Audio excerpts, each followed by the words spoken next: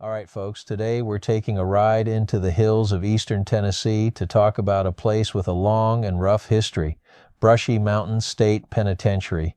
Brushy Mountain sits near the town of Petros, Tennessee, and it opened way back in 1896. From the very beginning, this place wasn't just a prison, it was built to support the coal mining industry. Inmates were put to work in the mines, and back then, that work was dangerous, exhausting, and sometimes deadly pretty quickly. Brushy Mountain earned a reputation as one of the toughest prisons in the South. It was remote, surrounded by mountains, and hard to escape from. Folks even started calling it the end of the line because once you were sent there, you usually weren't getting out anytime soon. The state sent its most dangerous and most troublesome inmates here. Murderers, violent offenders, and inmates who couldn't behave in other prisons ended up behind these walls. Life inside wasn't easy. The cells were small, the rules were strict, and punishment could be severe. This was not a place anybody wanted to be. One of the most famous inmates connected to Brushy Mountain was James Earl Ray, the man convicted of assassinating Dr. Martin Luther King, Jr. He was sent here in 1970, and in 1977 he and several others actually escaped using a homemade ladder. That escape made national headlines and embarrassed the prison system, even though Ray was caught again just a few days later.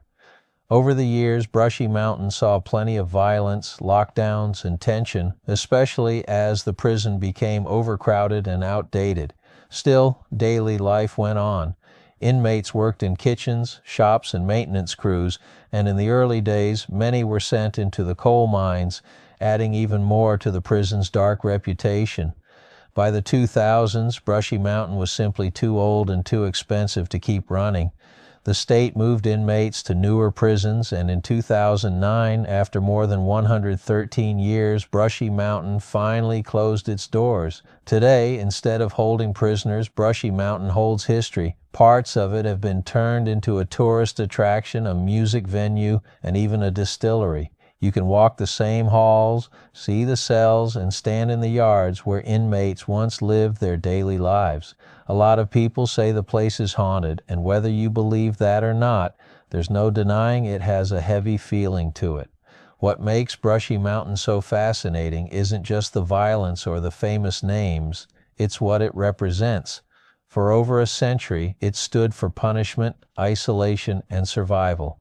And today it stands as a reminder of how much things have changed and how rough they once were. And that's a ride into history with the Over the Hill gang. Thank you for riding with us.